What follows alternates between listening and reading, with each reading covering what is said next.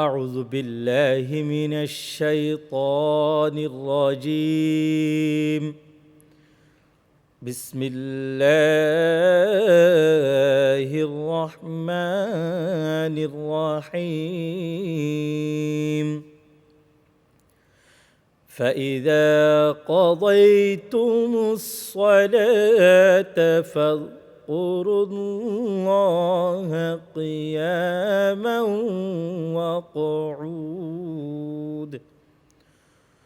وقعودا وعلى جنوبكم.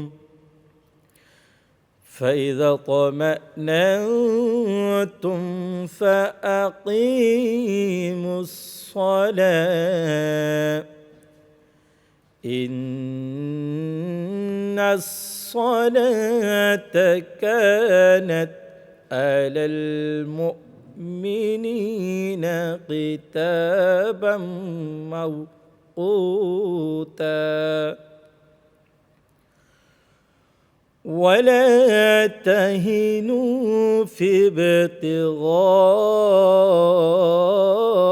القوم إن تكونوا تألمون فإنهم يألمون كما تألمون وترجون من الله ما لا يرجون وكان الله عليما حكيما. إنا أنزلنا إليك الكتاب بالحق لتحكم بين الناس بما أراك الله ولا تكن للخائنين خصيما. واستغفر الله إن الله كان غفورا رحيما. সাদাকাল্লাহুল আযীম। যখন তোমরা সালাত সমাপ্ত করিবে তখন দাঁড়াইয়া বসিয়া এবং শুইয়া আল্লাহকে স্মরণ করিবে। যখন তোমরা নিরাপদ হইবে তখন যথাযথ সালাত কায়েম করিবে। নির্ধারিত সময়ে সালাত কায়েম করা মুমিনদের জন্য অবশ্য কর্তব্য। শত্রু সম্প্রদায়ের সন্ধানে তোমরা হতোদ্যম হইও না। যদি তোমরা যন্ত্রণা পাও তবে তাহারাও তো তোমাদের মতোই যন্ত্রণা পায় এবং আল্লাহর নিকট তোমরা যাহা আশা করো উহারা তাহা আশা করে না। আল্লাহ সর্বজ্ঞ প্রজ্ঞাময়। আমি তো তোমার প্রতি সত্যসহ কিতাব অবতীর্ণ করিয়াছি, যাহাতে তুমি আল্লাহ তোমাকে যাহা জানাইয়াছেন সেই অনুসারে মানুষের মধ্যে বিচার মীমাংসা করো এবং তুমি বিশ্বাস ভঙ্গকারীদের সমর্থনে তর্ক করিও না। আর আল্লাহর নিকট ক্ষমা প্রার্থনা করো, নিশ্চয়ই আল্লাহ ক্ষমাশীল, পরম দয়ালু। সূরা নিসা আয়াত ১০৩ থেকে ১০৬।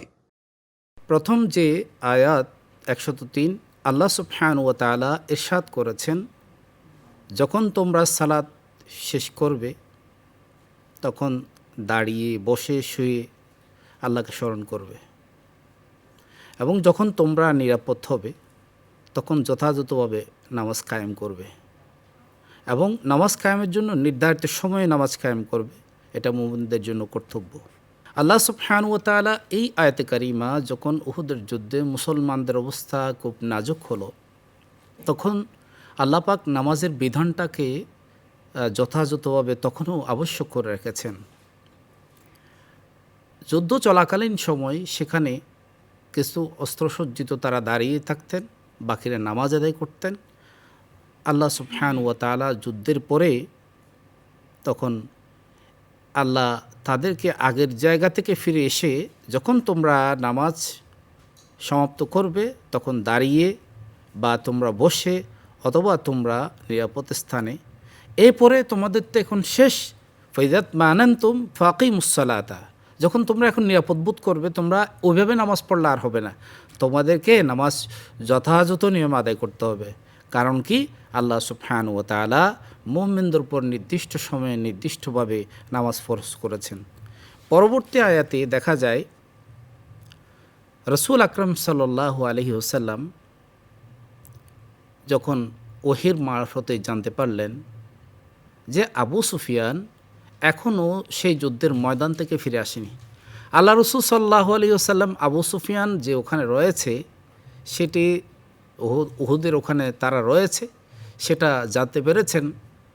তারা পুনরায় মুসলমানদের উপর হামলা করবার জন্য তারা প্রস্তুত ছিলেন। তখন রাসূল আকরাম সাল্লাল্লাহু আলাইহি ওয়াসাল্লাম মুসলমানদেরকে বললেন যে আমরা পুনরায় আবু সুফিয়ানের উদ্দেশ্যে আমরা রওনা দিই। রাসূল আকরাম সাল্লাল্লাহু আলাইহি ওয়াসাল্লাম তখন হামরাউল আসাদ নামক স্থান পর্যন্ত যখন সাহাবীদের মধ্যে একটু দেখতে পেলেন যে তারা তাদের সেই ব্যথার কথা প্রকাশ করছেন, তখন আল্লাহ রাসূল সাল্লাল্লাহু আলাইহি ওয়াসাল্লাম একা রওনা দিলেন। তখন রাসূলুল্লাহর পেছনে কিছু সংখ্যক সাহাবীও রওনা দিলেন। আল্লাহ রাসূল হামরাউল আসাদ নামক স্থান পর্যন্ত যখন পৌঁছালেন, তখন আবু সুফিয়ান তার দলবল নিয়ে পাশ্চাত্য পথ অবলম্বন করলেন। ১০৫ এবং ১০৬ যে আয়াতগুলো, সে আয়াতগুলো মুসলমানদের মাঝে যখন খুব অভাব দেখা দিলেন, অভাবের সময় তারা খুব অভাবের মধ্যে ছিলেন, সেই মুহূর্তে একদা এক রাত্রে একজন মুসলমান আরেক মুসলমানের বাড়ি থেকে আটার বস্তা চুরি করে নিয়ে গেলেন। ওই আটার বস্তাটি চুরি করে নিয়ে যাওয়ার সময় দেখা গেল একটা ছিদ্র রয়েছে। ছিদ্রতে যখন ছিদ্র আছে তখন ওখান থেকে কিছু কিছুই পড়ছে, পড়ে যেই বাড়ি পর্যন্ত গিয়েছে চোর, সেই বাড়ি পর্যন্ত ওই আটার বস্তাটার দাগ পড়ে গেছে। এখন কি করবে? এখন তো আমি যে চুরি করেছি সেটা ধরা খাবো, এই কারণে সে বস্তাটা গচ্ছিত রাখলো আরেকজন ইহুদির ঘরে। তখন সকালবেলা যখন ওই শীতকাটা চোর বস্তা চুরি করে নিয়ে গেলেন, তার যখন সন্ধানে বের হলেন, সবাই মিলে ওই ইহুদিকে তারা দোষারোপ করলেন এবং তারা সবাই মিলে ইহুদিকে চোর সাব্যস্ত করতে চাইলেন। এ পরবর্তীতে রাসূল আকরাম সাল্লাল্লাহু আলাইহি ওয়াসাল্লামের কাছে গেলেন। আল্লাহ রাসূল সাল্লাল্লাহু আলাইহি ওয়াসাল্লামও যে একটু চুপচাপ ছিলেন, রাসূল আকরাম সাল্লাল্লাহু আলাইহি ওয়াসাল্লাম কোনো সিদ্ধান্ত উপনীত হননি। তখন তারা চেষ্টা করেছিলেন আল্লাহ রাসূল যেন ওই মুসলমানের পক্ষে ফয়সালাটা দেয় এবং ইহুদির বিপক্ষে ফয়সালাটা দেয়। আল্লাহ সুবহানাহু ওয়া তাআলা এই বিষয়টাকে কেন্দ্র করে বললেন, হে রাসূল, আমি আপনার কাছে কিতাব নাজিল করেছি সত্য সহকারে, আপনি যেন মানুষের মাঝে সত্য নিয়ে ফয়সালা করেন। আল্লাহ পাক সুবহানাহু ওয়া তাআলা যে রায় দেন সেটি নিয়ে আপনি ফয়সালা করবেন। আপনি চুক্তি ভঙ্গকারীদের, বিশ্বাস ভঙ্গকারীদের সমর্থন আপনি তর্ক করবেন না, এবং আল্লাহ সুবহানাহু ওয়া তাআলার দরবারে আপনি মাগফিরাত কামনা করুন। রাসূল আকরাম সাল্লাল্লাহু আলাইহি ওয়াসাল্লামের তো কোনো গুনাহ নাই, এখানে মাগফিরাতের বিষয় কেন আসলো? ইস্তিগফারের বিষয়টা শুধু গুনাহ থাকার কারণে হয় না। রাসূল আকরাম সাল্লাল্লাহু আলাইহি ওয়াসাল্লাম যে দৃঢ়চিত্তের মানুষ হওয়া সত্ত্বেও ওই বিষয়টাকে একটু তারাদ্দুদের মধ্যে রেখে দিয়েছিলেন। সেই কারণে যে কোনো ব্যক্তি যখন ইলমুল ইয়াকিন এর মাঝে তরদ্দুদ করবে, এটি উম্মতের শিক্ষার জন্য, তখন তারও ইস্তেগফার পড়া চাই। এই কারণেই আল্লাহ পাক সুবহানাহু ওয়া তাআলা বললেন, মুস্তাগফিরুল্লাহ ইন্নাল্লাহা কানা গফুরুর রাহিমা। আল্লাহ সুবহানাহু ওয়া তাআলার কাছে ইস্তেগফার কামনা করুন, আল্লাহ ক্ষমাকারী এবং দয়ালু। এই আয়াতগুলো থেকে আমরা শিক্ষা গ্রহণ করতে পারি। প্রথম যে দো আয়াত রয়েছে, সে দো আয়াতের মধ্যে প্রথম আয়াত যে আমরা যাই যে নির্দিষ্ট সময় আমাদেরকে নামাজ আদায় করতে হবে। যতই বাধা বিপত্তি আসুক না কেন, যতই সমস্যা থাকুক না কেন, আমাদেরকে নির্দিষ্ট সময় নামাজ আদায় করতে হবে। এখন আর সেই যুদ্ধের ময়দানও নেই, এখন সেই পরিবেশও নাই।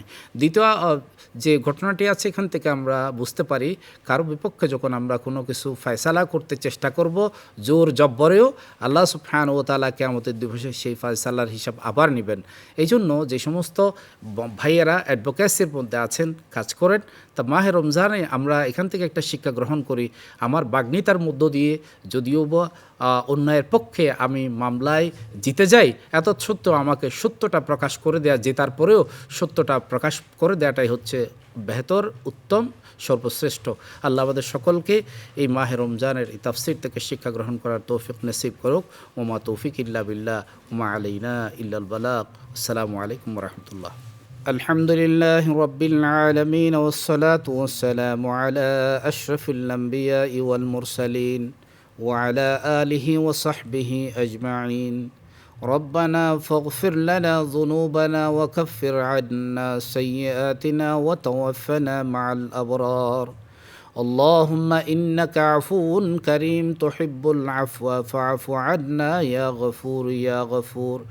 মৌলা মুনিব আমাদেরকে মাগফিরাতের এই 10 দিনে আমাদের সকলকে তুমি ক্ষমা করুন। মৌলা মুনিব আমাদের মাহে রমজানের রোজাগুলোকে কবুল আর মঞ্জুর করুন, সমস্ত ভুল ত্রুটিগুলোকে মার্জনা করুন। আমাদের রমজানের রোজাগুলোকে কবুল করুন, আমাদের দান সদাকাগুলোকে কবুল করুন। সালাতুত তারাবিহ, তিলাওয়াতুল কোরআন, সমস্ত নফল ইবাদতকে কবুল আর মঞ্জুর করুন। এই বাংলাদেশের উপর রহমত নাজিল করুন। সর্বপ্রকারের ষড়যন্ত্র থেকে, বহির্বিশ্বের ষড়যন্ত্র থেকে আমাদের দেশকে হেফাজত করুন। কোন রাহাজানি হত্যা থেকে আমাদের সকলকে হেফাজত করুন। আমাদের মা বোনরা যথাযথভাবে চলাফেরা যেন করতে পারে, তাদের নিরাপত্তা দান করুন। মাহ রমজানের দোয়া তো মাবুদ কবুল হয়ে থাকে। এই বাংলাদেশ একটি সর্বজনের জন্য নিরাপদ বাংলাদেশ হিসেবে কবুল আর মঞ্জুর করুন। ربنا تقبل منا إنك أنت السميع العليم وتب علينا يا مولانا إنك أنت التواب الرحيم.